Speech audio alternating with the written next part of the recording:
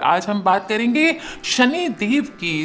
दोस्तों, शनिवार के दिन भगवान शनि को याद किया जाता है और इस दिन शनि देव की विशेष पूजा की जाती है। हालांकि कुछ लोग इनको क्रूर ग्रह की संज्ञा देते हैं, पर दोस्तों अगर आपके कर्म खराब हैं तो ये क्रूर ग्रह है, नहीं तो शनि देवता जैसा दोस्त आपको जिंदगी भर नहीं मिल सकता। इनको प्रसन्न करने के लिए लोग अपने अपने तरह से उपाय करते रहते हैं, लेकिन फिर भी ध्यान रखें दोस्तों, शनि देव की प्रतिमा या तस्वीर को घर पे रख करके पूजन करना बिल्कुल वर्जित होता है। अब चाहे तो इस दिन राम भक्त हनुमान की तस्वीर के सामने शनि देव की पूजा कर सकते हैं। दोस्तों, कई बार अब क्या होता है, काम बनते बनते बिगड़ जाते हैं, लगातार बीमार रहते हैं, घर पे रोग बाहर नहीं जाते, किसी भी परेशानी में हो या परिजनों या मित्रों से मन मुटाव हो जाए तो संभव है कि आपकी कुंडली में शनि की स्थिति कहीं ना कहीं गड़बड़ है।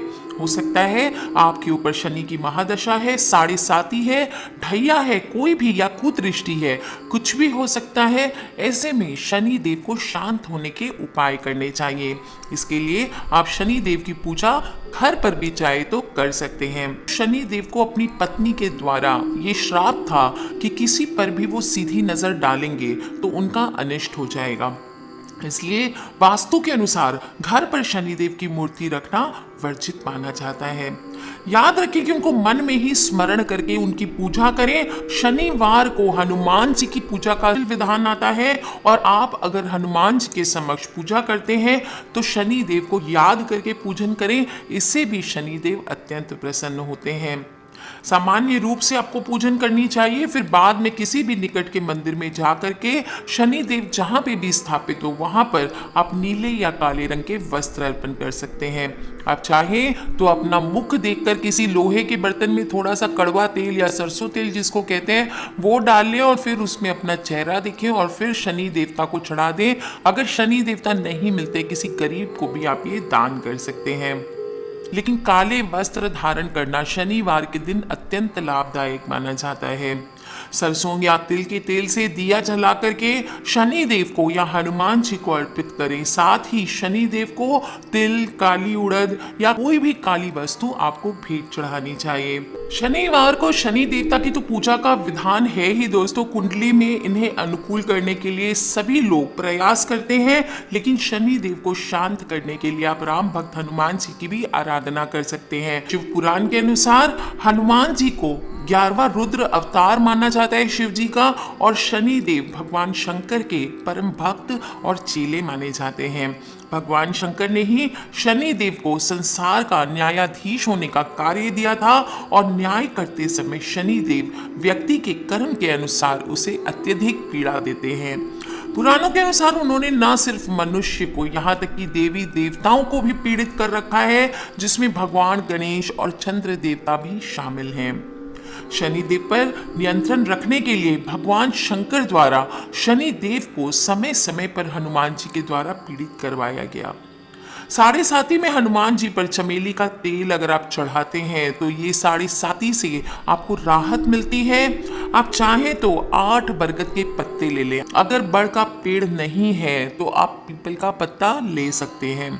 बरगद के 8 पत्ते लें और हनुमान जी के ऊपर काले धागे में पिरोकर उसको चढ़ाना चाहिए आपको। शनि देवता आपको बाधाओं से मुक्ति देते हैं। हर प्रकार के आपके जीवन में शनि के जो कष्ट होते हैं वो दूर हो जाते हैं। अगर आप पीपल के पत्ते लेते हैं, बरगद का पत्ता नहीं लेते हैं, तो आपको 11 पत्ते लेने चाहिए और फिर उसको लाल रंग के धागे में पिरो करके आपको हनुमान जी को चढ़ाना चाहिए।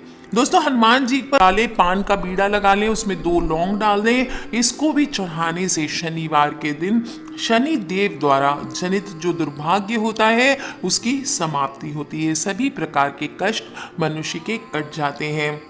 दोस्तों, आप चाहें तो एक और छोटा सा उपाय कर सकते हैं। हनुमान जी पर कागजी बादाम चढ़ा दें। 8 या 11 बादाम ले लें और आधे बादाम आप आप काले कपड़े में बांध करके आपका जो घर का दक्षिण दिशा है वहां पर छुपा कर रखने से शनि का कोप शांत हो जाता है। आप कम से कम साल 2 साल उसको पड़े रहने दीजिए, कोई हर्ज नहीं है। और इस उपाय को करने के बाद आपके कष्ट कम होते हैं और फिर आपको थोड़े दिन बाद लगने लगे कि इस तरह से कष्ट वापस आने लग गया, तो फिर दोबारा ये उपाय कर लें। आप चाहे तो इसे कई बार कर सकते हैं, चाहे तो एक बार करके आप इसको भूल सकते हैं। आप इसको महीने 2 महीने बाद रिपीट करना चाहते हैं इस उपाय को, तो आप जो पुराने बादाम है उसको कहीं पे भी डस्टबिन में ले जाके फेंक दे घर के बाहर। घर के अंदर उसको दोबारा आपको नहीं रखना चाहिए।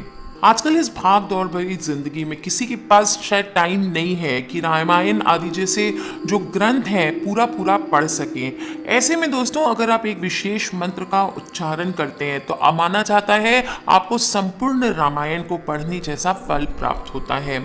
एक मंत्र है दोस्तों, उसको एक श्लोकी रामायण कहा जाता है और इसके जप से आपको सभी प्रकार की परेशानियां खत्म हो जाती है। तो दोस्तों आज की रात आपको एक मंत्र का जप, अगर आप बहुत ज्यादा परेशान है जिंदगी से, आप हर चीज में परेशानियों का सामना कर रहे हैं, बाधाएं आ रही है, आप समझ नहीं पा रहे कि आपको क्या करना चाहिए, तो आज की रात आपको एक काम करना है।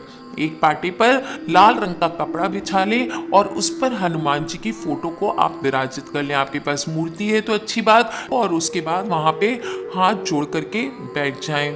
दोस्तों एक दीप जलाएं। दीप आपको कैसे जलाना है? लाल रंग के कलावे की आपको बाती बनानी है, रुई की बाती नहीं बनानी है, और उसमें सरसों का तेल या तिल का तेल या चमेली का तेल, कोई भी तेल, ये तीनों में से आप डाल सकते हैं।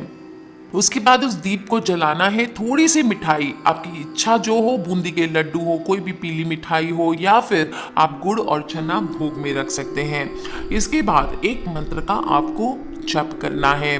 मंत्र कौन सा है? आदि राम तपोवनादि गमनम हत्वा मृगम कांचनम वैदेही हरणम जटायु मरणम सुग्रीव संभाषणम बाली निर्दलनम समुद्र तरणम लंकापुरी दाहनम पश्चाद रावण कुंभकर्ण हरणम एतद्धि रामायणम। दोस्तों इस मंत्र को आप जप करें। आप चाहें तो 108 मंत्रों का ये जप करें, और ज्यादा से ज्यादा अगर आप नहीं कर सके 108 मंत्र, आप कम से कम 51 मंत्रों का जप आपको ये जरूर करना चाहिए। इसके बाद आप भगवान श्री राम के चित्र के सामने आप बैठ जाए, उनके साथ प्रार्थना करें, राम भक्त हनुमान की प्रार्थना करें। और ध्यान रखना दोस्तों, ये मंत्र अगर हो सके तो रुद्राक्ष की माला से जप करें, और 5 माला का जप सबसे ज्यादा सर्वश्रेष्ठ होता है। इससे माना जाता है हर प्रकार की परेशानी बिल्कुल जीवन से दूर हो जाती है। ध्यान रहे दोस्तों, जब आप जो आसन आप लेंगे, या तो वो लाल रंग के मोटे कंबल का आसन हो या कुशा का आसन हो, तो इससे जल्दी शुभ फलों की प्राप्ति होती है। और दोस्तों एक समय में आसन और माला हो तो ये मंत्र जल्दी सिद्ध हो जाता है। इस प्रकार से दोस्तों अगर आज की रात आप हनुमान जी की ये मंत्र का जप कर लेते हैं, एक श्लोक की रामायण का जप कर लेते, तो माना जाता है आपको मालामाल होने से, आपके जीवन को बाधाओं, जो भी आपके जीवन में बाधाएं आ रही है, उसको नष्ट करने से कोई नहीं रोक सकता।